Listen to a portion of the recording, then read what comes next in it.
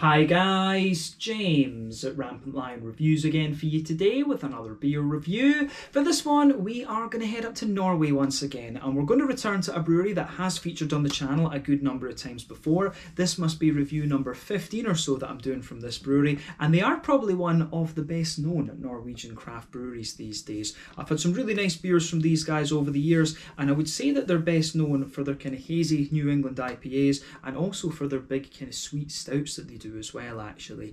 So yeah, curious to see how this one turns out, because this is a sort of sub-style of beer that we've not touched upon from these guys before. So let's see how we go then. So for this review, we are going to head to Oslo, the capital city, and we're going to have a look at yet another beer from Amundsen Bryggeri, or Amundsen Brewery, to give them their kind of anglicised name. So this particular beer is called the Small Apocalypse. It comes in at 3.6% ABV, and this one is a hazy New England, whatever you want to call it, session IPA. So yeah, this is definitely the lowest alcohol IPA that I've had. I think could even be one of the lowest alcohol IPAs I've had on the channel, come to think of it, not just Amundsen Brewery. But yeah, this beer was released here in Sweden as part of the Tillfälligt Sortiment, I want to say on the 23rd of February 2021. So yeah, curious to see how it turns out. The last beer that I had from these guys was called Christmas Morning, if I remember rightly, and that was a low alcohol pastry stout. Quite an interesting beer, but in my mind not quite as good as some of the high alcohol stouts that I've had from Amundsen before. But I'm curious to see how this one turns out, because I have been enjoying quite a few low alcohol IPAs recently, and in honesty, some of the low alcohol IPAs that I've had in recent times have been really impressive, even compared to some of the higher alcohol, you know, double and triple IPAs and stuff like that. So yeah, I think this could make for quite an interesting review, and it's always nice to review some Norwegian beers for you here on the channel as well. I do wish we had access to some of the other lesser known breweries up in Norway, but we only get a small selection of the stuff here in Sweden, unfortunately. I do need to find a Norwegian beer mule, so if you're watching from Norway and you fancy being my Norwegian beer mule, where I send you some cash, you sort out a beer box for me, then that would be great. So let me know about that through Instagram or whatever. But yeah, nice to return to Amundsen. Interested to try a session IPA from these guys, and I hope that you enjoy my take on this beer. So anyway, as always with my reviews, I'll tell you a little bit about the brewery before we taste the beer. If you want to get straight to the tasting, just fast forward. All the usual links are in the video description below. That's the brewery website, the link to my other reviews that I've done from Amundsen Bryggeri before, and you will no doubt see more added to that list in the fairly near future. But there's all the usual social media down there. If you want to see more reviews, do please consider subscribing to the channel. The whole channel, of course, has a geography-based tagging system, so you can go into the homepage and search for beer based on country, city, state, county, province, prefecture, whatever it is you happen to be interested in. Do check out the playlists of beers from different countries. There is one there for all the Norwegian beers that I've reviewed for you. That's being added to whenever I get the opportunity, but not as often as I would like. And as always, please do get in touch and let me know some of the other beers and breweries that you guys would like to see me review. It's always great to hear from you guys that are watching the videos, and the support that you show the channel is hugely appreciated. So anyway, to tell you a little bit about Amundsen Bryggeri, Amundsen Brewery, whatever you want to call them. So yeah, as I've mentioned to you already, Amundsen Bryggeri are based in Oslo, the capital city in the south of Norway. But this brewery is part of the Akerhus Group, which owns a number of bars and restaurants around Oslo, and the main men in this company are Ole Johan Tollefsen, Borre Jensen, and Tom Erik Andreasen. But the first brewery that they had is part of a gastropub in Stortingsgatan, right next to the townhouse in Oslo. Quite easy to find actually, and I've been there, but I wish I'd filmed an out and about video when I was there. But this one was just a very small kind of operation, just like a little brew pub basically. But the key man in getting this established was Tom Alfred Oimo, who is still there, but he'd been a home brewer for a number of years at this point. But the brewery expanded, and by 2015 they were producing around 200,000 litres of beer per year, and they'd become very well established within Norway, having opened up a larger brewery in the Nydalen area in the city.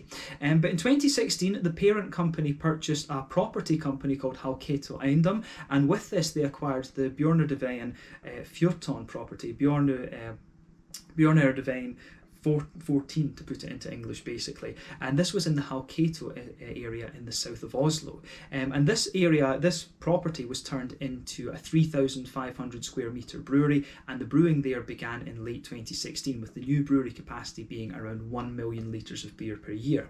So the brewery equipment came from Braucon in Germany, and the canning and bottling lines were brought in from Italy, and the total investment in this site was apparently 16 million Norwegian kroner. So that's probably somewhere in the region of like €1.25 million, something like that. I think probably something in that kind of region. But the managing director of the brewery is Jeffrey Jansen van Vuren, and then Matthew Thomas and John Hudson are the others involved in the daily running of this facility. Tom Alfred Oimo, from what I understand though, is still involved at the Amundsen Bryggeri and Spiseri, which is the brew pub on Stortingsgatan in Oslo. So I would recommend you check that out.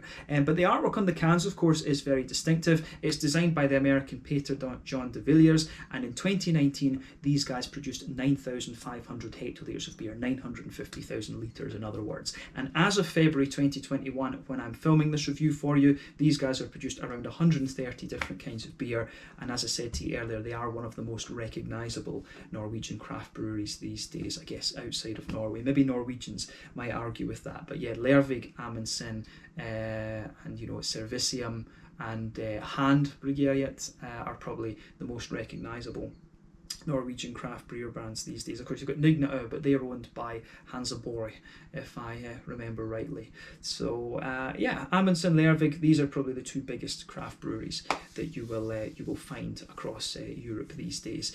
But that's all I can really tell you about Amundsen Bryggeri for the moment. If you want to learn more about these guys, you can check out the brewery website. You can follow them on Facebook and Instagram to keep up to date with all the latest goings on, and you can check out the Rate Beer, Untappd and Beer Advocate pages to learn more about all the different beers that these guys have done. So let's get on and actually have a taste of this beer then. So I'll just let you have a little look at the artwork on this one before we open it up. As you can see, it is very, very distinctive and very beautiful, I have to say. But I think it's great. There you can see on the bottom, there is the Amundsen Bryggeri symbol. I believe the brewery actually takes its name from the Norwegian explorer. There was a Norwegian explorer who was quite famous called Amundsen, but I can't remember his first name. I want to say it began with an R, but yeah, he explored quite a few different places. I think he went up to the North Pole and the South Pole, if I remember right. Was it Roald Amundsen? I don't know, something like that. I want to say his name began with an R. But 440 milliliter can, this one. Like I said, it was released here in Sweden as part of the 23rd of February Tillfälligt sortiment. And I think I paid I want to say about 30 Swedish kroners for this one. So that's about €3 roughly. Might have been 27 or 28 kroners, come to think of it. So yeah, €2.80, maybe about £2.25 or something like that. And for those of you in the States, that would be, maybe about $3.25, something like that. So pretty good value, I have to say. And as I say, I'm very, very curious to see what a low alcohol IPA is going to be like from Amundsen Brewery. So let's get this guy out and we'll get on with the tasting then. Very curious to see what this beer has in store for us. And I'll say straight away, there is quite a nice aroma to this one. Oh, very, very pale actually. Yeah, that's interesting. From what it says on the side of the can, it says on the side of the can that it is just malted barley and oats that are in this one. So yeah, barley malt and oats, no wheat in this one actually. Usually wheat's quite an interesting thing to put in low alcohol IPAs because it usually gives you a little bit of bite. So I'm quite curious to see what this one is going to turn out like. But yeah, I had a lovely oat lager from a new brewery in Edinburgh at home in Scotland called New Barnes Brewery, and oats, they're lovely in a lager beer actually. So I'm curious to see how they come across in an oat forward session IPA. Let me just go for it. We're very close to getting all of it in. There we go. There we are. That head is going to go away very, very quickly because you can see it's quite sort of bubbly. But let me just line that up. My OCD kicking in again. But it looks pretty nice actually.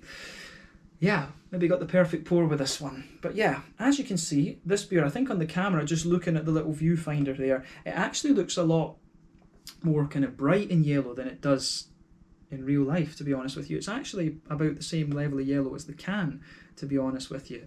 But yeah, it actually looks like a very kind of pale pineapple juice colour, this one. I always like to compare these kind of hazy IPAs to different fruit juices, because that's really what the appearance just reminds me of. But you could see this one had a big bubbly white head on it. One or two big bubbles sticking towards the side of the glass, a few little ones going up towards the bottom of the head there. But I mean, overall, it does look pretty nice actually. And to be honest, for a New England hazy, whatever you want to call it, session IPA, I'm not surprised at this. What I will say about it is that for a 3.6%er, the level of haze on that is pretty damn impressive. So if I put my fingers behind it, you can see there's not really any kind of transparency to this beer. It doesn't come across as quite soupy and gloopy, if that makes sense, but it's definitely got a really nice kind of just level of haze to it. So thumbs up to Amundsen from that, and it kind of shows you, you know, the level of haze that you get from oats is pretty impressive. And remember, the level of haze that you get in these New England beers, it's dependent on both the wheat and the oats and your ratios. Theoretically speaking, as you go up the alcohol scale, you should get more haziness, but that's not always the case. It really depends more on the ratios. The colour of these beers, of course, is dependent on 1, the type of malts that you use, 2, the length of your wort boil. The longer you boil the wort, the more the sugars caramelise, thus you get a darker colour to the beer, but it's dependent in the first instance on the type of malts that you use. Adjuncts, of course, for sour beers and stuff can play a role in there as well. But yeah, interesting beer, this one. A few interesting comments, I would say, about the appearance of this one, but nothing overly surprising about it when you consider what style it is. So yeah, let's have a closer look at the aroma of this one then and just see how we get on. Yeah, it does smell very nice actually.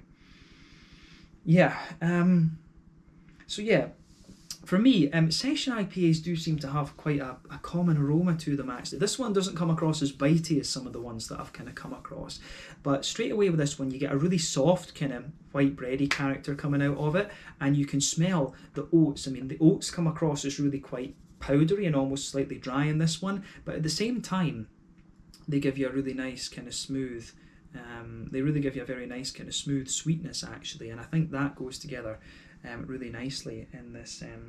I think that goes together very nicely in this beer. So yeah, the aroma out of this beer, I think, is quite interesting for sure. Yeah. The malty side of things, when you take the aroma in a bit more deeply, you do almost get the impression of a little bit of wheaty bitiness, but I'm guessing it might be some of the citrusy characters from the hops. But yeah, the malt base for me is quite straight shooting, soft, sort of white bready character, and it feels like quite a crisp, you know, fresh white bread, but you do get some nice kind of oaty, powdery type quality out of this beer as well. So that's definitely an interesting point to observe about this beer actually. I do like that about this one for sure. So yeah, I think that's all we can really say about the malty side of things. Do I get any sort of brown sugary notes? There's maybe a little touch of a kind of, you know, butter candy, Werther's Original type thing to it, just a little bit of it, and that's quite a common thing in the Scandinavian IPAs these days. They do seem to have a little bit of a sweetness, so maybe it's got a wee touch of like Golden Promise or Maris Otter or something like that. There is just a wee bit of that kind of Werther's Original brown sugary sort of thing. But yeah, that is the examination of your malt base. So on the hoppy side of things then, when it comes to the green component of this beer, there is a little touch of earthiness to this one. You've got a nice big sort of floral aromaticity, which I can really appreciate about this beer. It does have a good kind of big green component to it, which I do like. So yeah, the green component to this beer, I think, goes together very, very nicely actually. Yeah, that's definitely interesting.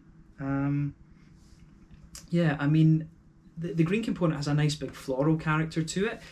Going by the aroma of this beer, I would think that it's they've maybe put a little bit more bittering hop in this compared to some other New England IPAs. It doesn't come across as like madly dank or whatever in the aroma, but remember, when it comes to the bitterness in the beers, it depends on when you, you know, if you add the hops earlier on, that's when you get, you know, that's when you get more, how would you say, that's when you get more of a, you know, that's when you get more of the bitterness out of them. During the wort boil, if you add the hops earlier on, that's when they give you more bitterness, and there's a trade-off over the period of the boil, in favour of flavour and aroma. So this beer does have quite a nice big juicy fruity component to it, which we'll come to in a minute, and you get a lot of that in this beer, so probably quite a lot of late edition hops in this beer, but it does have quite a strong green component, which makes me wonder, have they put the bitterness of this beer up just a little bit since it's a session IPA? So that's an interesting point about this one. But yeah, nice, quite bright floral aromatic note. I wouldn't describe it as spicy or piney resin. You have quite a bright floral note, and you do get a nice wee bit of a slightly zesty, grassy character to this beer. But yeah, let's focus on the fruity side of things. The fruity side for me comes across as being, you know, quite soft and tropical. You know, could it just be Simcoe that's in this one? It strikes me that this might well just be like a single hop Simcoe, or, you know, Victoria's Secret would be an option, El Dorado. It's a soft kind of tropical note for this one. So you get a little bit, you get a wee tiny touch of like a slightly pungent passion fruit. There's quite a soft mango-y note to it, but I'd say it comes across as more like papaya-like, to be honest with you. I would say there's a wee bit of apricot in there. It's these very kind of soft, sort of tropical fruits that you get with this one. Like I say, tiny little bit of a more pungent passion fruit, soft mangoes, apricots and papayas. It's these very, very soft tropical kind of fruits that you get out of this one. There is a wee bit of a slightly lemony, grassy, zesty character to it, but you know, that doesn't dominate the aroma, to be quite honest with you. So yeah, interesting one, this one, but it comes across really nicely, very soft and quite smooth smelling session IPA this. So yeah, let's have a look at the flavour of this one now then. I think it's time to taste this beer, but as I always say, half the experience with craft beer is taking a look at the aroma, so make sure you do that and ponder it over a wee bit. But let's taste this one now then. So this one is the Small Apocalypse, a 3.6% session IPA from Amundsen Bryggeri in Oslo up in Norway. Slanja, skål, cheers.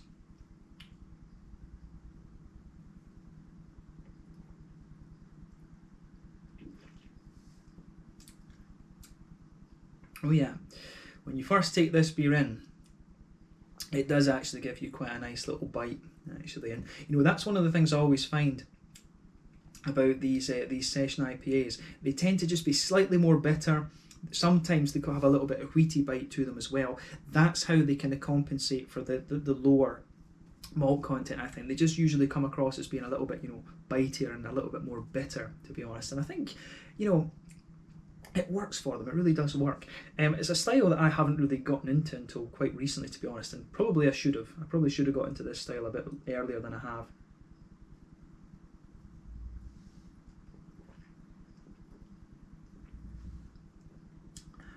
But yeah, I'm going to say with this one, I like it. I can appreciate it. I mean, obviously, quite a few people are going to argue and say, yeah, this isn't as kind of striking or big and bold or whatever as you know, the other IPAs you're going to find from Amundsen, but it's not meant to be. That's the thing. It is just, you know, it's in the name. It's a session IPA. It's supposed to be, you know, drinkable. This is like a sort of festival beer. You know, this is something that you have when you're going to have a few sort of beers. I never really session beers anymore. For me, it's all about kind of tasting different things. So yeah, I can see why this is a beer that if you're really into your hazy New England IPAs, you would enjoy this one. So yeah, I like this. For me, my sort of session beers, I do enjoy a nice kind of German Helles. Belgian blondes are nice, and I like a sort of more West Coasty type pale ale, to be honest with you. I'm not sure. New England IPAs for me, you know, I would have one that if I was doing a session, I'd probably, you know, start with like a Helles, maybe have something a little bit more hoppy, a Pils, then onto a West Coast pale ale, and maybe finish off, you know, on a sort of New England IPA or something, you know, a soft New England IPA, something like that. That's probably the direction I would go.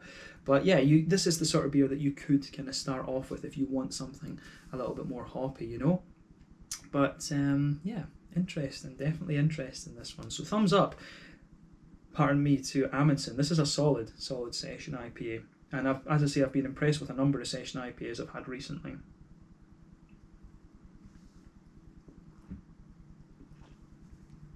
So yeah, let's try and break down the flavour of this one then. So like I said, this beer has a good little bit of a bitey impact to it when you take it in. So yeah, straight away with this beer, you can feel in that middle third of your palate, you can feel a nice little bit of that kind of soft, crisp, white bready malt in there. That just blankets the middle of your tongue, as I said.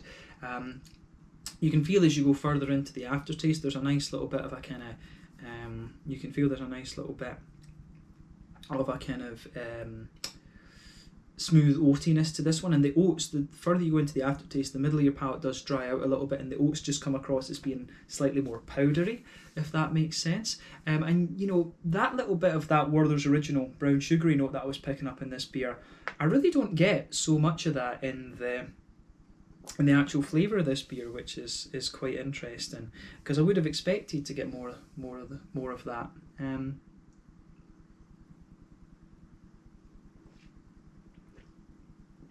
I mean, it's going to be a tiny little bit. There is a little bit of kind of sweetness to some description in the very middle of the palate, and that's, you know, that's your alcohol flavours. Alcohol does come across as a slightly brown sugary flavour, so you do get a wee bit of it in the middle of the palate. But yes, it's surrounded by the kind of softer, slightly powdery oats, and underneath you've got that sort of crisp, white bready kind of character there. So yeah.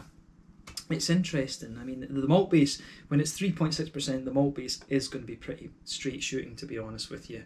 So yeah, I would be curious to know what malt base they've used in this. Maybe a little bit of Golden Promise or something like that, just to give you a wee touch of brown sugar or something. But yeah, it's interesting, this. In that border region between middle third and back third of your palate, you do have a little bit of like a sort of bread crusty kind of note, which is interesting. You get a wee bit of that. And on the back third of your palate, it's interesting because I think you get a little bit more of that sort of wheaty, bitey quality out of this one. And it's strange that, because you don't get, you know, there's not wheat in this beer. And that's what really strikes me about this. I love it when, you know, I've reviewed so many beers on the channel now, but I love it when you get little things like this that really just make you kind of think, right, what exactly is going on here? You know, what is going on in this beer? Because yeah, it does have that sort of wheaty, that bitiness that I've always really associated with wheat. And it's little things like this that make me think maybe I should take the Cicerone certificate and just learn a little bit more about this. I've got a chemistry background and I'm interested, so maybe that's something that I should have a little look at, actually. That would be quite interesting. So yeah, maybe something to look at, as I say.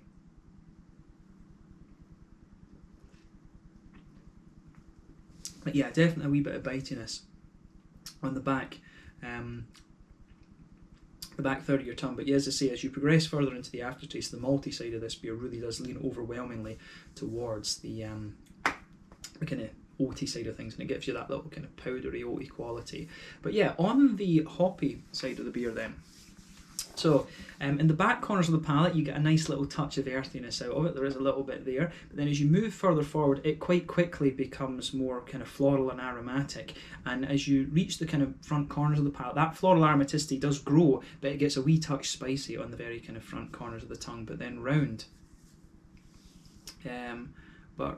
the kind of front curve of the tongue there, it's a little bit, you know, it's just got a little bit of a lighter grassy zestiness to it, the beer. So yeah, the green component is kind of what you'd expect, to be honest with you. But that big floral aromaticity and slight spiciness, and then the wheaty bitiness, that goes together really quite nicely, to be honest with you. So yeah, interesting stuff for sure. Definitely quite interesting.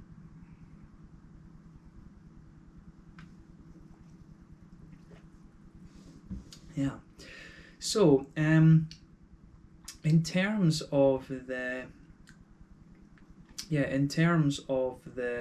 fruity side of things, then I think that's the last thing we need to cover. But yeah, as I always say, the fruity side of the beer comes out in that front third of your tongue, where you get that nice oily bubble where the juicy fruity esters just roll their way out of the beer.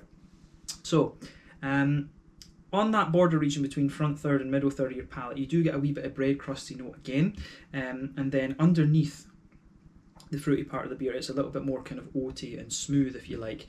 But if you go towards the back of that front third of your tongue, there's definitely a bit of that more kind of pungent, passion fruity sort of thing coming out of the beer. And as you move further forward, it becomes a little bit more mango-like, although in fairness, some of the kind of punchiness of the passion fruit does kind of linger there. But as you move further forward, you will get a juicier mango note. It's got a wee bit of that apricot-y papaya type thing that I was talking about, but I think it's mainly kind of mango, this. El Dorado, I don't know, there's something telling me it could be El Dorado. that's in this one. But I mean, obviously, Victoria's Secret would be the other candidate. I think there's a little bit too much complexity to it to be Simcoe, to be honest with you. And the passion fruit strikes me as being a little bit too pungent to be Simcoe as well. So I wouldn't be surprised if this is, you know, the other option would be Citra, but I don't get so much of the complexity. Citra would be a little bit more complex as well than this, I would think. So yeah, I'm not sure exactly what hop is in this one, but it complements the rest of the beer quite well, to be honest with you. So yeah, it works. It really does work in this one. But yeah, on the front edge of the tongue, there's a little bit of a kind of lemony, grassy sort of thing coming out of the beer, and it does have a good wee bit of zest as well. So as I say, with session IPAs, they tend to compensate for the lower alcohol sort of thing by, you know, giving it a bit more hoppy bitterness, a bit of wheaty bitiness almost in the malt base, and then a wee bit more zestiness. And this beer does all that, but without the wheat. You know, there's something else giving the beer the bitiness and the malty side of things, I would think. Maybe something to do with the yeast. But yeah, interesting beer, this one, and I think it works very, very well. So thumbs up to Amundsen for doing something a wee bit different. I think it worked out really, really nicely. Just enjoying this artwork, this weird kind of dragon, bat, owl kind of thing there. I'm not sure exactly what's going on the artwork there. I can just see, I'm just looking at this can and then eyes are staring at me. It's kind of unusual. It's unusual, but it does look pretty cool actually. It's very metal. But yeah, in terms of the mouthfeel then,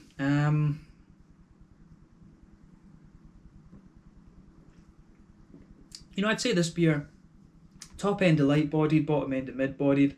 Carbonation quite smooth, but there is a wee bit of crispness to this beer overall. I would describe it, you know, it's got quite a wet mouth feel in fairness, but it does have a wee bit of smoothness in there as well. Like I say, I think this beer, what would we say in terms of IBUs? It does have a good bite and zest and kind of things to it, this beer, but IBU wise,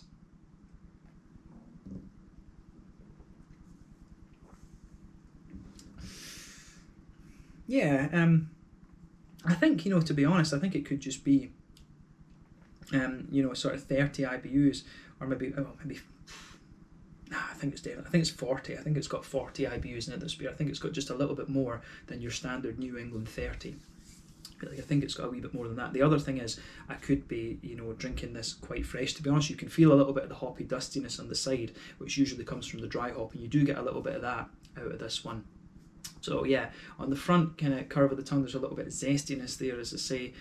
So yeah, the hoppy side of this beer does give it a wee bit more bitterness. The malt base, like I said, it has a little bit of kind of sweetness later on, but it feels a bit drier, and it's quite, you know, smooth, but just with a little bit of bitiness there. So the malt base has got a few interesting things going on, and the fruits, like I say, a little bit of pungency, a little bit of zestiness, and just a little bit of smooth juiciness in there as well.